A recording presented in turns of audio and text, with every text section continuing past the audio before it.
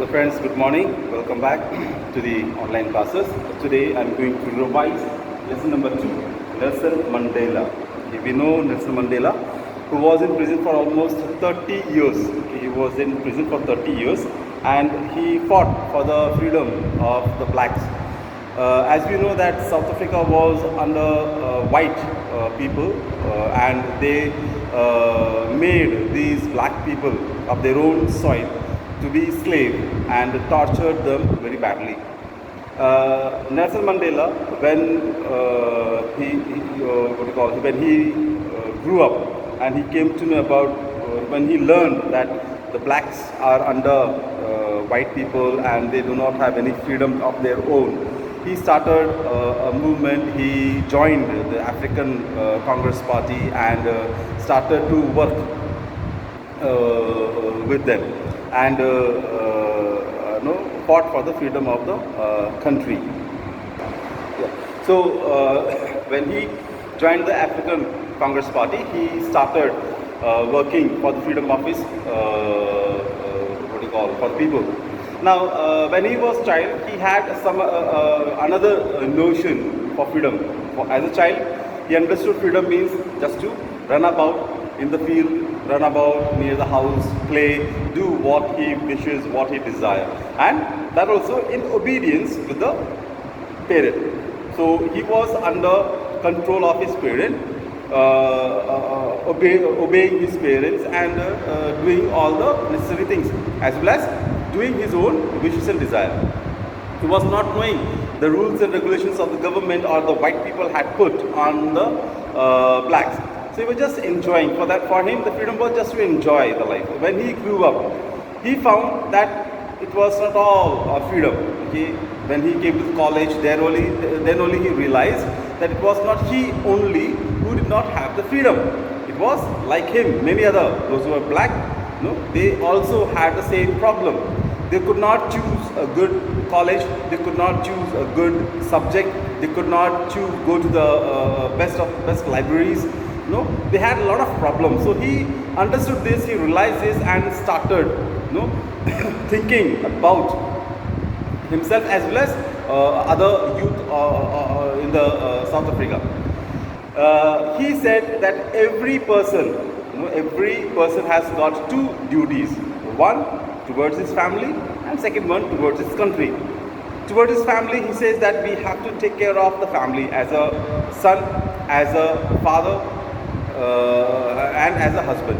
He has to look after everybody and fulfill everybody's duties. Second, he says towards the country, that is, I have to see that my country progresses, my country develops. There should not be any outsider, or even within the country someone should come up and control everybody. So it's my duty to see that everyone live happily as I want to live myself happy. He goes ahead and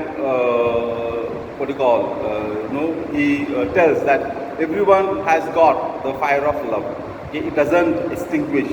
Only thing is that it is covered with the hatred, and that hatred, once it is removed, repeatedly having a good action, definitely they will change. As he says that when he was in prison, the prison guard always took him and put him in the bar, behind the bars, and always gave an angry look.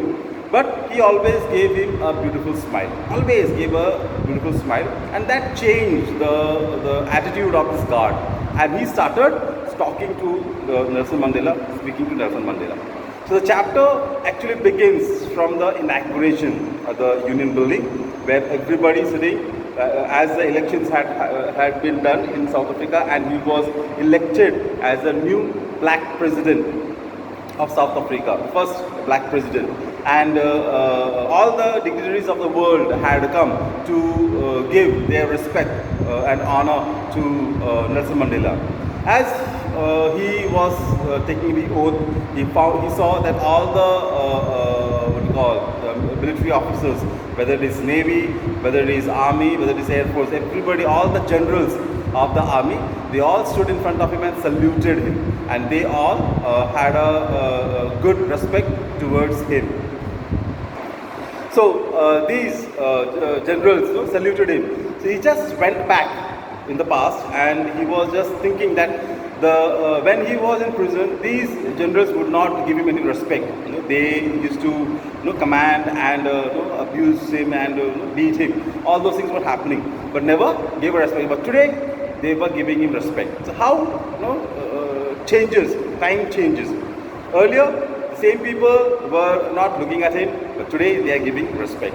So he says that this is the way how the life changes. Only thing is that we have to be determined in our life. Once we are determined that I want to achieve this, then definitely you can achieve. No one can stop you by to achieve that thing.